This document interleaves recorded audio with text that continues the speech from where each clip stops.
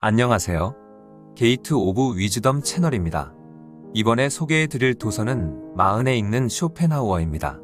지은이는 강용수님이고 펴낸 곳은 유노북스입니다. 지은이에 대해 설명을 드리겠습니다. 지은이 강용수님은 고려대학교 철학연구소 연구원으로 동대학교에서 강의를 하고 있습니다. 고려대학교 학부와 대학원에서 서양 철학을 전공하여 석사학위를 받고 독일 비르츠부르크 대학에서 박사학위를 받았습니다. 오랜 시간 인생의 무의미에 대해 고민했습니다. 학창시절 아르투어 쇼펜하우어의 삶과 죽음의 번뇌를 감동 깊게 읽고 그에게 영향을 받아 철학의 길로 들어선 니체처럼 인생의 허무주의를 넘어서는 방법을 계속 공부하기로 결심했습니다. 이후 연구와 강의에서 쇼펜하우어와 니체 철학을 바탕으로 자기 긍정과 행복을 위한 방법을 전하고 있습니다. 2014년 쇼펜하우어의 행복론으로 기존의 염세주의적으로 해석하는 쇼펜하우어 철학에서 탈피해 행복과 욕망의 관계로 진정한 행복에 다다르는 방법을 소개했습니다. 2015년 쇼펜하우어의 철학 상담과 니체의 철학 상담을 실존주의 철학과 철학 상담으로 소개했습니다. 2019년에는 니체의 정의론에 대한 연구로 대한철학회가 수여하는 최우수 논문상을 수상했습니다. 고려대학교 철학연구소 중점연구소의 연구교수로 3년간 인간의 행복의 조건에 대해 공동 연구했습니다. 저서로 니체 작품의 재구성, 니체의 도덕의 계보 읽기, 쇼펜하우어가 들려주는 의지 이야기 등이 있습니다. 그럼 책 속으로 들어가 보겠습니다. 인생은 고통과 권태를 왔다 갔다 하는 시계추. 삶은 진자처럼 고통과 무료함 사이를 왔다 갔다 하는데 사실 이 두 가지가 삶의 궁극적인 요소다. 쇼펜하우어는 불행의 두 가지 원인으로 고통과 권태를 꼽는다. 가난한 사람은 돈이 없어서 고통에 시달린다면 돈이 많은 사람은 넘쳐나는 돈을 어떻게 사용해야 할지 몰라서 삶의 권태를 느낀다는 것이다. 쇼펜하우어는 이렇게 설명했다. 인간의 행복을 가로막는 두 가지 적수가 고통과 무료함인데 우리의 인생이란 이 두 가지 사이를 오가는 것이라고 할 수 있다. 외적으로는 궁핍과 결핍이 고통을 낳는 반면 안정과 과잉은 무료함을 낳는다. 따라서 하층 계급 사람들은 궁핍의 고통과 힘없이 싸우는 반면 부유하고 고상한 세계의 사람들은 무료함을 상대로 싸움을 벌인다. 행복과 불행은 객관적인 대상이 아니라 인간의 변덕스러운 감정에 달려있다. 없으면 없다고 불평불만하고 많으면 많다고 지겨워하는 것이 인간의 시입니다. 결핍은 고통이고 과잉은 무료함이다. 인간에게는 배고픔도 고통이지만 포만감 또한 불쾌다. 모든 의욕의 기초는 결핍, 부족, 즉 고통이다. 인간은 이미 근원적으로 또 그 본질로 인해 이미 고통의 수중에 들어있다.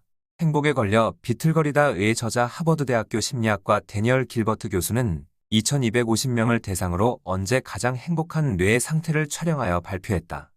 그 결과 뇌가 집중할 때 행복하다고 느끼는 반면 휴식할 때 불행하게 느낀다고 발표했다.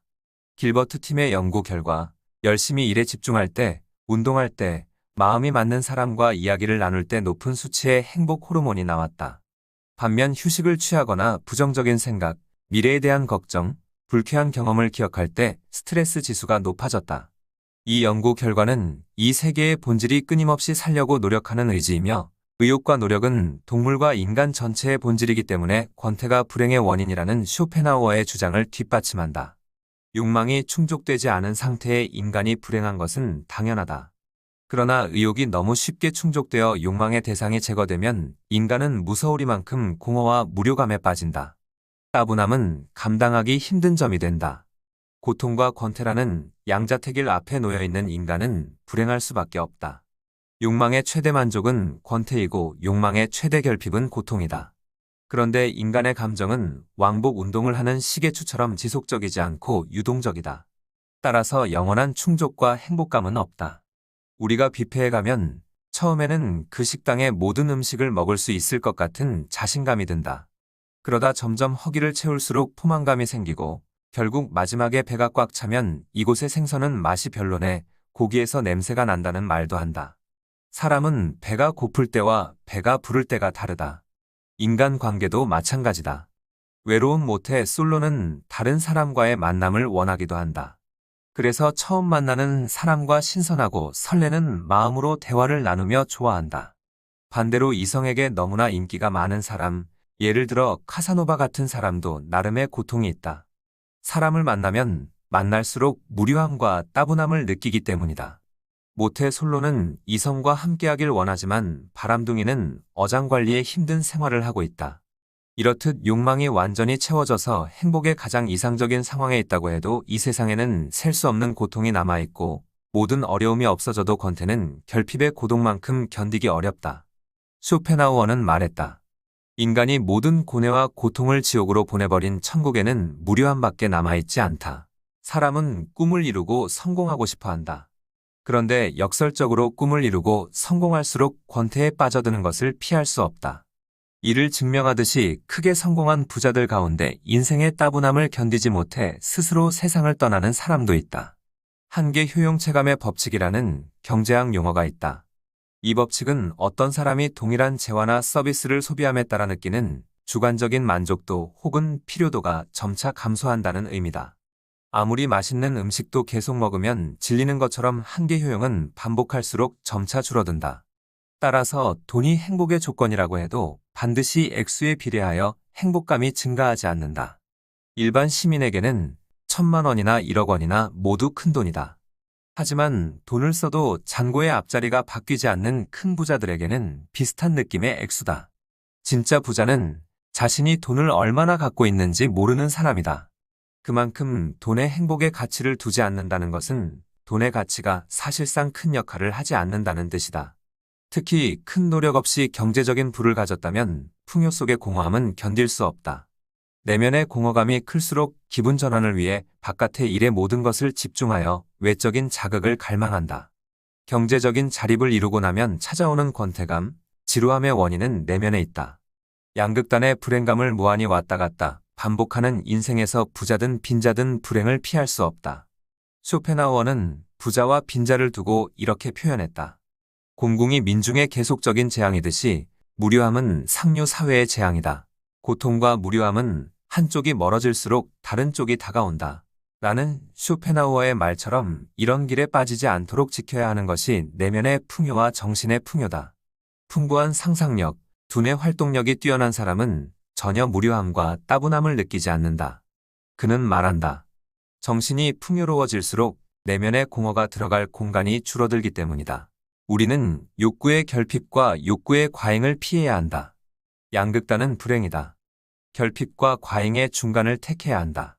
현명한 사람은 행복과 불행의 원인을 바깥에서만 찾지 않고 자신의 안에서 찾는다.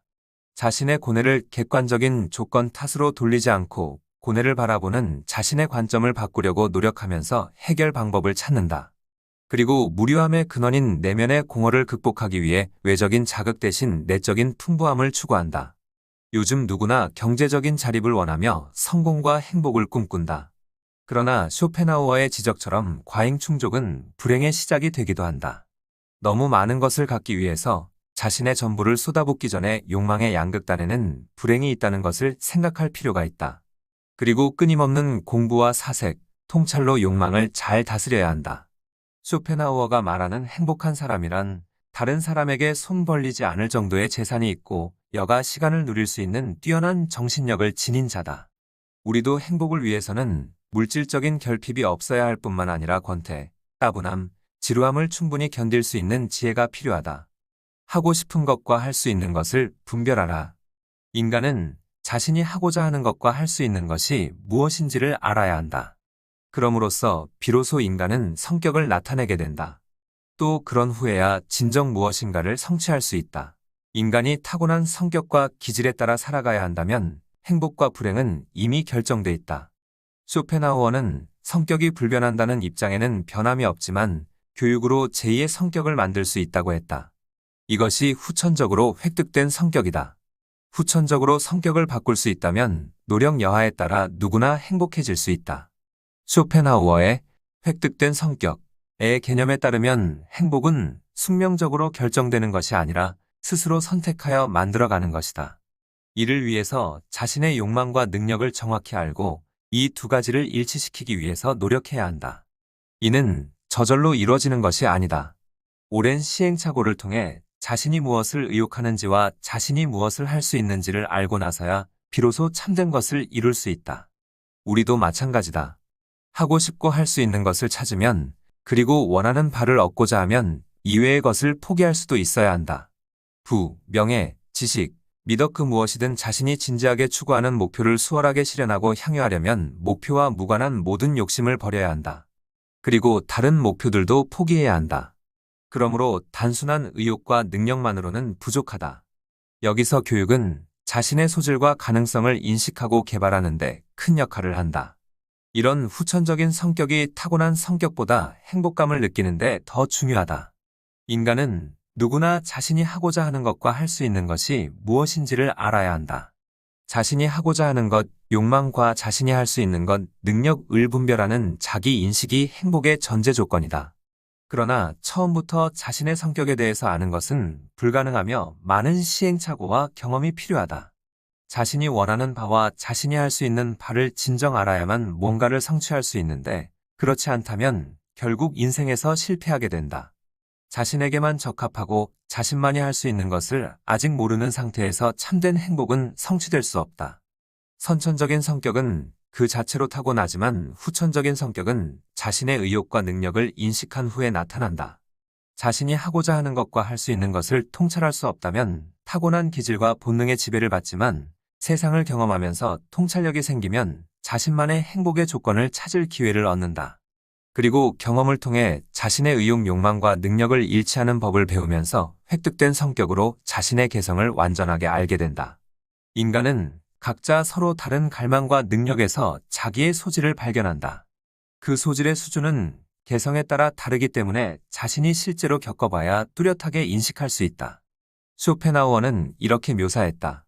물고기는 물에 있어야, 새는 공중에 있어야, 두더지는 땅 속에 있어야만 행복하다. 주어진 개성을 최대한 유리하게 이용하면서 자신의 인격에 부합하는 일에만 노력을 기울여야 한다는 의미다. 쇼펜하우어에 따르면 자신의 개성에 맞는 일과 생활 방식, 직업을 찾아서 능력을 발휘해야 행복할 수 있다. 그 반대로 자신의 개성에 맞지 않는 일은 피해야 한다. 자신에게 적합하고 자신이 성취할 수 있고 향유할 수 있는 것을 모른다면 불행해진다. 자신의 개성에 대한 무지, 자기 인식의 결핍이 불행의 원인이다. 인간됨은 가장 본질적인 것이자 노력으로 얻을 수 있는 것이 아니다. 우리가 할 수 있는 일은 자기의 인간됨을 자신에게 적합한 교육 방식으로 둬야 하고, 적합한 직업을 선택해 최대한 유익한 방향으로 활용하는 것이다. 다음으로 이런 삶을 즐겁게 유지해야 한다. 쇼펜하우어는 자기 인식을 통한 후천적 성격을 얻기 위해 적절한 교육이 필요하지만, 많은 지식이 인간을 쓸모없고 둔하게 만든다고 했다. 이 때문에 자신에게 적합한 지식을 쌓아야 자신의 개성대로 즐거울 수 있다는 사실을 고려해야 한다. 우리나라 교육의 목표는 개성의 실현보다는 성공과 부를 보장하는 직업을 획득하는 데 치중돼 있다. 그래서 많은 사람이 자신이 진정 원하는 것에 대한 인식과 관심이 부족했을 것이다. 쇼펜하우어는 가치의 기준을 타인에게서 구하지 말고 자신에게서 구해야 한다고 역설한다. 우리가 할 수 있는 유일한 일은 자신의 개성을 최대한 유리하게 이용하고 인격에 부합하는 일에 노력을 경주하는 것이다. 이런 입장은 자신의 탁월성을 키우는 그리스의 교육관과 일치한다. 행복은 자신만의 탁월한 능력을 최대로 발휘하는 데 있다.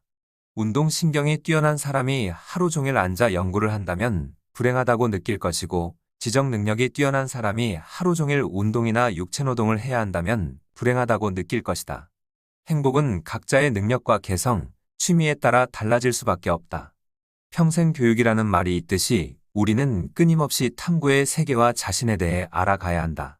무엇보다 내가 갖고 있는 장점과 내가 진정 원하는 것을 알아야만 자신만의 행복의 방향이 비로소 정해진다.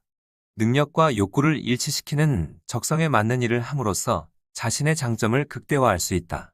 교육을 통해 자신의 능력을 확인하고 본성을 바꾸도록 부단히 노력해야 된다. 이처럼 누구나 타고난 욕망과 능력이 무엇인지 오랜 성찰을 통해 찾아낸 다음 그 일에서 즐거움을 찾는 일이 행복으로 가는 길이 된다. 행복이란 자신의 개성과 소질에 맞도록 노력함으로써 다다를 수 있는 만족감이다. 이를 위해 자신이 성취하고자 하는 것 가운데 자신에게만 적합하고 자기만이 할 수 있고 자기에게만 즐거운 것을 알아야 된다. 자신의 성격에 맞는 일을 찾아 올바른 선택을 하는 것이 행복을 위한 가장 중요한 출발점이다. 행복의 90%는 건강에 좌우된다. 건강한 거지가 병든 왕보다 더 행복하다. 요즘 많은 사람이 돈과 건강을 맞바꾼다. 쇼펜하우어는 행복의 첫 번째 조건으로 건강을 꼽는다. 건강을 희생하면서까지 다른 것을 추구하는 것은 어리석은 일이다. 인간의 행복은 대부분 건강에 의존한다. 건강하지 않는다면 당연히 다른 어떤 것도 즐거움이 될 수 없다. 몸이 일단 건강해야 기분도 좋고 웬만한 어려움을 잘 견딜 수 있다. 평생 몸 관리를 했지만 일찍 생을 마감한 사람이 있는가 하면 평생 라면만 먹고 술과 담배를 해도 90세를 넘기며 장수하는 사람도 있다. 두 가지 경우 어느 쪽을 선택하겠는가? 명이 짧아도 부자라면 부러워하는 사람도 있겠지만 오래 사는 일을 부러워하는 사람도 있을 것이다. 죽으면 억만금의 돈이라도 소용이 없다. 쇼펜하우어는 건강한 신체에 건강한 정신이 깃든다. 라는 고대 로마 시인 유베날리스가 쓴 시의 한 소절을 들어 옳다고 말한 만큼 건강하게 장수하는 사람이 더 행복하다고 생각할 것이다. 쇼펜하우어는 말했다. 인생이 얼마나 짧은지 알려면 오래 살아봐야 한다. 쇼펜하우어는 어느 고서를 뒤적이다가 많이 웃는 자는 행복하고 많이 우는 자는 불행하다. 라는 글을 읽었다. 건강한 사람 가운데는 낙천적인 성격이 많다. 그만큼 살면서 스트레스를 덜 받는다는 것인데 기질상 타고났을 가능성도 있고 후천적으로 성격이 바뀌었을 수 있다. 웃을 수 있는 것도 능력이다. 잘 웃는 것도 타고나는 기질에 속하기 때문에 웃음이 없는 사람이 노력한다고 반드시 잘 웃게 되는 것은 아니다. 성격이 좀처럼 바뀌지 않기 때문이다. 건강은 인간의 주관적인 자산인 고상한 성격, 뛰어난 두뇌, 낙천적인 기질과 명랑한 마음에 함께 속한다. 이 가운데 우리를 가장 행복하게 하는 요인은 명랑한 마음이다. 그 명랑한 마음은 외적인 돈이나 명예가 아니라 건강이다. 따라서 바깥에서 좋은 것을 찾지 말고 자신의 건강을 지키고 유지하는 데부터 힘을 써야 된다. 그것은 운동으로 만들어진다. 아리스토텔레스는 생명의 본질은 운동에 있다고 강조하면서 유기체의 전체는 끊임없이 운동을 해야 한다고 말한다. 심장은 확장과 수축을 통해 끊임없이 혈액순환 운동을 한다. 운동을 하지 않고 하루 종일 앉아있는 경우 건강의 균형이 깨져 내적 안정감을 해칠 수 있다. 우리의 행복은 명랑한 기분에 좌우되는데 그 기분은 건강 상태에 따라 달라진다. 똑같은 상황에서도 몸이 건강하고 튼튼하면 기분이 좋겠지만 병에 걸리면 짜증나고 불안해질 수밖에 없다. 쇼펜하우어는 말했다. 나무도 튼튼하게 자라려면 바람이 필요하다. 인간도 건강하려면 운동이 필요하다. 행복에 가장 직접적인 영향을 주는 것은 명랑한 마음이다. 행복은 젊음, 외모, 부, 명예 등으로 평가하지 말고 얼마나 명랑한지를 확인해 봐야 한다. 마음이 즐거운 사람은 나름의 이유가 있다. 명랑한 기분과 긍정적인 생각에 돈이 분명 도움을 주겠지만 돈이 많다고 해서 삶에 만족하는 것도 아니고 돈이 없다고 해서 불행하기만 한 것도 아니다. 하지만 건강은 필수다. 첫인상이 행복한 정도를 보여주는 척도다. 명랑함을 유지하기 위해서는 늘 건강을 유지해야 한다. 온몸이 최상의 컨디션을 유지하면 좋다. 스트레스를 피하고 하루에 2시간씩 야외에서 운동을 하며 냉수욕과 식이요법에 신경을 써야 한다. 우리를 행복하게 하거나 불행하게 하는 것은 사물의 객관적인 모습이 아니라 사물에 대해 우리가 느끼는 결과다. 같은 상황에 대해서도 건강한 사람과 아픈 사람의 생각은 다르다. 우리의 행복이 90% 건강에 의해 좌우된다면 모든 즐거움의 원천인 건강을 관리하는 데 온 힘을 쏟아야 된다. 건강하지 못하면 위축되고 기가 꺾여서 부와 명예를 갖고 있어도 즐기지 못하기 때문이다.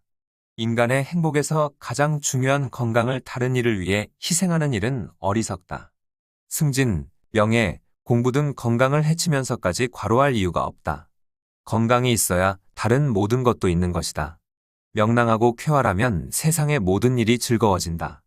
낙천적인 사람은 10가지 일 가운데 1가지 일만 이루더라도 기뻐하지만 우울한 사람은 10가지 일 가운데 9가지 일을 이루더라도 기뻐하지 않는다. 실패한 1가지 일에 크게 상심하고 화를 내고 기가 꺾이기 때문이다. 명랑한 사람은 불행한 일을 겪어도 쉽게 화를 내거나 좌절하지 않는다. 이런 차이는 부모로부터 물려받는 기질과 매우 관련이 있다. 그러나 꾸준한 운동이라는 노력으로 명랑한 기분을 유지할 수 있다.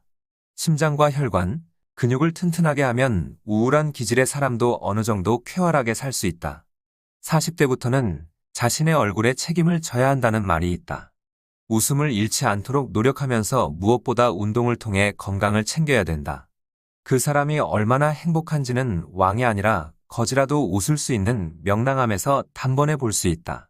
항상 긍정적인 기분으로 살면서 늘 웃는 얼굴을 가져야 할 것이다.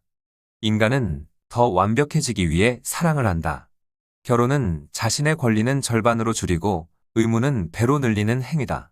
최근 우리나라에서 결혼하는 비율이 떨어지고 이혼율이 높아지는 이유는 결혼을 통해 자신의 자유가 줄고 구속이 늘어난다는 생각이 보편화됐기 때문일 것이다. 결혼 이후 맞닥뜨리는 고단한 현실은 사랑에 빠졌을 때는 전혀 예측하지 못한 일이다. 특히 자신을 돈 버는 기계쯤으로만 취급받고 가족과 전혀 소통하지 못하는 경우 그 갈등이 더욱 커질 수밖에 없다. 그럼에도 사랑에 누구나 진지해질 수밖에는 없는 이유는 자신의 후손이 만들어지기 때문일 것이다. 사랑을 통해 느끼는 기쁨이나 고통은 우리가 의식하지 않는다고 해도 인류의 종족 보존이라는 대전제에서 이뤄진다. 쇼펜하우어는 사랑을 인류 전체의 생존 문제로 바라봤다. 모든 연애는 인류의 생존에 대한 진지한 성찰이다. 이 세상에 사랑이 존재하지 않는다면 우리는 지금 이 순간부터 멸종의 길을 걷게 될 것이다. 지금 우리가 살고 있는 시대는 이전 세대의 사랑에 전적으로 의존하고 있고 미래의 세대는 우리의 사랑에 의존하고 있다. 쇼펜하우어에게 성은 자신의 후손을 만들어내는 일이라는 사실의 목적이 있다. 우리 생명의 유한성은 후손을 통해 극복될 수 있다. 생명 존속이라는 본능은 결코 포기할 수 없는 것이다. 그러나 그에 앞서 선행돼야 할 것은 사랑의 진정한 목적을 인식하는 것이다. 우리는 자신의 결함과 정반대 성격의 결함을 가진 상대방을 매력적이고 아름답다고 생각하기도 한다. 이것이 반대인 사람에게 더 끌리는 이유일 것이다. 키가 작은 남자가 키가 큰 여자를 좋아하기도 하고 피부가 하얀 사람이 피부가 까무잡잡한 사람을 좋아하기도 한다. 특히 남자는 자기와 어울리는 아름다운 여자를 발견하면 굉장한 애정을 느낀다. 그리고 그 여자와 결혼했을 경우에 누리게 될 행복을 아름다운 꿈으로 그린다. 아름다운 이성을 통해 자기 자신보다 완전하게 유지할 수 있기 때문이다. 그러나 여성은 외모를 중요하게 보는 남성과 달리 이성이 가진 내면의 장점을 보는 경우가 많다. 예를 들면 성실, 친절, 배려 등을 더 고려한다. 이런 진정한 사랑의 가치를 인식하지 못한 채 뜨거운 정열과 무책임한 성적 욕구만을 추구한다면 그 사랑은 공허와 후회만을 남기게 될 것이다. 기만 뒤에 남는 진실은 후손이다. 처음에 사랑에 빠진 사람은 진지하며 자기의 보존을 위해 열심이다. 사랑과 성욕은 아주 밀접한 관계에 놓여 있다. 사랑을 하는 사람들은 자기의 후손을 만들기 위해 욕망한다. 사랑을 통해 우리는 우리의 생명을 존속하는 생명을 잉태할 수 있다. 출신이 목적인 성적인 사랑은 다음 세대를 구성하는 점에서 매우 중요하다. 인간은 우생학적으로 좋은 유전자를 얻으려고 노력한다. 이렇듯 쇼펜하우어는 사랑을 자신의 쾌락을 위한 것이 아니라 미래의 생명을 낳기 위한 행위라고 봤다. 따라서 두 사람이 눈길을 처음 주고받을 때부터 이미 미래의 부모가 되기 위한 본능이 작동한다. 처음 눈길을 주고받을 때부터 이미 새로운 생명의 가능성이 생겨난다. 미래에 어떤 아이를 낳을지 무의식적으로 고려하게 된다는 것이다. 남성이든 여성이든 사랑을 통해 자신의 결함을 보완할 가능성이 있기 때문에 좋은 유전자가 매력을 끈다. 무엇보다 예쁘거나 잘생긴 얼굴이 호감을 끈다. 오똑한 코, 시원한 눈, 예쁜 이마 등은 남자들이 선호하는 여성의 조건이다. 여성은 자신이 갖지 못한 남성의 고유한 특징을 좋아한다. 딱 벌어진 어깨, 근육, 수염, 곧은 다리 등 외모뿐만 아니라 용기 같은 성격도 고려한다. 그래서 용기 있는 자가 미녀를 얻는다. 라는 속담도 생겨났다. 쇼펜하우어의 사랑, 연애, 결혼에는 온통 생식 이야기만 나와서 거부감을 갖는 경우가 많다. 그렇지만 실제로 자연이 인간을 속이는 방법은 고차원적이다. 쇼펜하우어는 이를 성애의 형이상학으로 이름을 붙였다. 만약 처음부터 자연이 인간에게 조촉 보존만을 강요했다면 누구나 거부감을 가졌을 것이다. 자연은 인간을 속이기 위해 10대부터 20대까지 최고의 매력을 줬다. 좋은 피부, 건강한 모발, 밝은 목소리 등으로 이성에게 호감을 갖게 만드는 것이다. 누구에게나 하나쯤 매력은 있다. 본인만 모르고 남은 아는 그런 매력이다. 아무것도 없다면 젊음이 매력이었다. 40대가 되면 나의 청춘 자체가 아름다웠다는 것을 뒤늦게 알게 된다. 누군가에게 한 번은 고백을 하거나 고백을 받은 적이 있을 것이다. 전혀 모르는 이성을 보고 첫인상에 가슴이 설레고 잠을 이루지 못한 기억이 있을 것이다. 막상 얼굴을 보면 말을 못해서 헤매던 기억이 있을 것이다. 진실된 사랑을 한 기억이 있을 것이다. 자연에서 보면 진짜로 속은 것이다. 남의 시선을 끄는 것, 특히 이성의 관심을 끄는 것은 남녀의 차이가 있지만 건강한 신체와 외모다. 10대와 20대가 이성을 바라보는 기준은 매우 까다롭다. 나이 차이가 위아래로 한 살인 경우도 있다. 쇼펜하우어의 생각대로라면 더 좋은 유전자도 고려하지만 잘생긴 외모에 끌린 것이다. 물론 각자 취향이 다르고 쇼펜하우어가 남성과 여성의 차이를 두기는 했지만 공통점은 외모다. 여성은 키가 크고 잘생긴 남자를, 남성은 얼굴이 예쁜 여성을 원한다. 자연이 원하는 바는 다른 것을 덜 고려하고 잘생긴 외모의 사람과 사랑에 빠지는 것이다. 이런 감정으로 사랑하는 사람과 영원히 함께하고 싶은 것이 이상적인 사랑의 모습이다. 자연은 인간이 사랑을 할 때 이것저것 다지기를 바라지 않는다. 젊고 예쁘고 멋있는 사람과 정열적인 사랑을 하길 바란다. 비록 결혼을 하면 그런 환상에서 완전히 벗어나 현실을 마주하게 된다. 서로에게 기대가 컸던 만큼 실망도 커지기 마련이다. 결혼을 할 때 학벌, 경제적인 능력, 집 등을 꼼꼼하게 따지는 경우는 그런 조건이 없어지면 상황이 더 나빠지기 때문이다. 실망해서 헤어지는 것은 매 한 가지다. 외모에 속아서 결혼한 사람은 배우자가 외모가 달라지거나 늙으면 실망한다. 돈을 보고 결혼한 사람은 재산이 없어지면 실망한다. 구석기 시대라면 몰랐던 현실들을 인터넷이나 TV를 통해서 알게 됐다. 이 세상에 멋진 사람이 너무나 많다는 사실을 깨닫고 결혼의 현실뿐만 아니라 실패 사례를 보면서 상대방에 대한 조건이 너무 높아지고 있다. 자연은 인간이 눈먼 사랑을 하기를 원하는데 인간은 너무나 따지려고 든다. 그래서 태어난 아이를 통해 인간을 가족이라는 제도로 구속할 수밖에 없다. 쇼펜하우어는 다음과 같이 말한다. 조건을 고려해서 이성적으로 선택한 결혼에는 본능에 이끌린 사랑 같은 정열이 없다. 그러나 성적인 매력에만 이끌려서 결혼하면 평생 후회와 탄식을 안겨줄 반려자를 얻을 것이다. 경제적인 조건을 보는 중매 결혼이나 콩깍지의 시인 연애 결혼이나 불행하기는 마찬가지다. 결혼은 행복을 위한 지름길이 아니며 이혼은 불행의 종지부가 아니다. 뇌에서 분비되는 도파민의 분비로 유지되는 사랑의 유효기간이 18개월에서 30개월이라는 연구 결과가 있다. 젊을 때 사랑의 감정은 덧없는 것이며 결혼은 현실이라면 가끔 연애할 때 주고받았던 편지나 문자를 보면서 연애할 때를 기억하는 것도 상대방의 소중함을 다시 확인하는 방법일 것이다. 행복한 순간은 너무나 짧다. 행복은 결핍에서 만족으로 빠른 전이다. 행복이 짧고 고통이 길게 느껴지는 이유는 행복이 찰나의 짧은 꿈처럼 느껴지는 반면 고통은 현실적으로 느껴지기 때문이다. 이를 증명하듯이 한국인의 일생이 80년이라고 할 때 평생 웃는 시간은 고작 한 달밖에 되지 않는다는 조사 결과가 있었다. 하루에 웃는 시간이 90초뿐이다. 반면 걱정하고 근심하는 시간은 하루 3시간으로 조사돼 평생 10년이나 걱정하며 사는 것으로 나타났다. 최근 뇌과학이 밝혀낸 바에 따르면 인간은 대개 일생 동안 50만 번 이상 웃는다.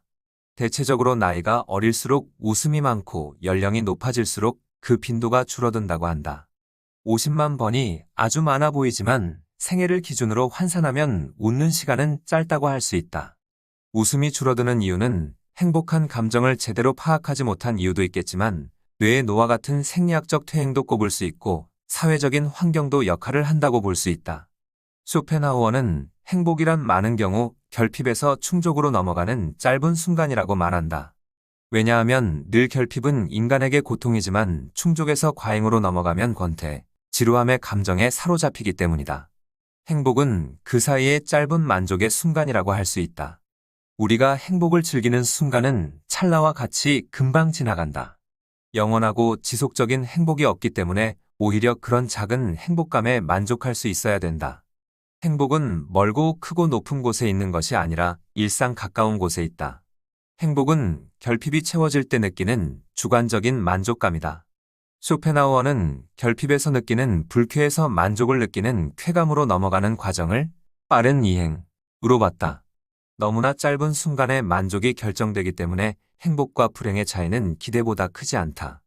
인간이 불행한 이유는 여러 가지 결핍 때문인데 언젠가 그 결핍이 충족되면 행복감으로 넘어갈 수 있으나 그 지속도가 너무 짧다. 그래서 행복의 순간은 인지하지 못하고 지나는 경우가 많다. 영원한 행복이란 존재할 수 없다. 모든 쾌락은 단순히 결핍을 제거하고 긴장에서 벗어나는 것에 있으므로 오래 지속되지 않는다. 성공, 성취, 합격 등 우리가 행복했던 순간을 되돌아보면 너무나 짧았다는 것을 알 수 있다. 어려운 시험에 합격했다고 해서 그 기쁨이 몇 달씩 지속되지는 않는다. 인생의 큰 틀에서 보면 대부분 작은 것에서 행복이 이뤄진다. 음식을 먹을 때 첫 숟가락, 사람을 처음 만났을 때 설렘, 첫 출근 등등이 우리의 결핍을 채워서 만족으로 넘어가는 단계인데 이때가 가장 행복하다. 행복은 빨리 잊혀진다. 또 다른 결핍이 우리를 기다리고 있기 때문이다. 우리는 미래에 어떤 일을 겪을지 알 수 없으며 그 고통을 견디면서 살아가게 된다. 그러므로 너무 큰 행복을 기대해선 안 된다. 일본의 소설가 무라카미 하루키의 소확행이라는 용어가 꽤 유행한 적이 있다. 소확행은 그의 에세이 랑게르한스 섬의 오후에서 쓰인 말로 소소하지만 확실한 행복의 축약어다. 각 구운 빵을 손으로 찢어 먹을 때 서랍 안에 반듯하게 정리되어 있는 속옷을 볼 때 느끼는 행복과 같이 바쁜 일상에서 느끼는 작은 즐거움을 뜻한다. 작지만 확실하게 실현할 수 있는 행복이나 그런 행복을 추구하는 삶의 경향이다. 소소하지만 확실한 행복은 작은 만족에서 얻는다. 짧은 행복은 작을 수밖에 없다. 소식이 몸을 건강하게 하고 폭식이 건강을 해치듯이 행복은 소소한 것에서 찾아야 작고 짧은 행복을 즐길 수 있다. 행복은 늘 빠르게 지나가기 때문이다. 시간이나 젊음, 모든 것은 잠깐 머무르다 떠나가기 때문에 작은 쾌락에 만족할 줄 알아야 된다. 갈증을 채워주는 커피 한 잔이 정말 우리를 행복하게 하는 것처럼 말이다. 짧은 만남, 인연이 주는 작은 즐거움에 감사할 수 있어야 된다. 감당할 수 없는 너무 큰 행복, 만족은 따분함을 가져와 새로운 것을 찾게 만든다. 40대는 인생의 고통을 충분히 알기 시작한 나이다. 사회적으로 어느 정도 자리를 잡아 인정도 받고 인간관계의 폭도 넓어지고 결혼하여 자녀가 있는 경우도 있다. 성취한 만큼 책임도 늘어나면서 고통도 많아진다. 40대는 자신의 인생의 전체를 들여다봐야 한다. 인생의 시작과 함께 끝을 생각하면서 자신만의 계획이 필요할 때다. 이상으로 이 도서의 소개를 마치겠습니다. 좋은 도서로 다시 찾아뵙겠습니다. 감사합니다. 구독과 좋아요, 알림 설정은 영상 제작에 큰 힘이 됩니다. Get of Wisdom 채널이었습니다. 감사합니다.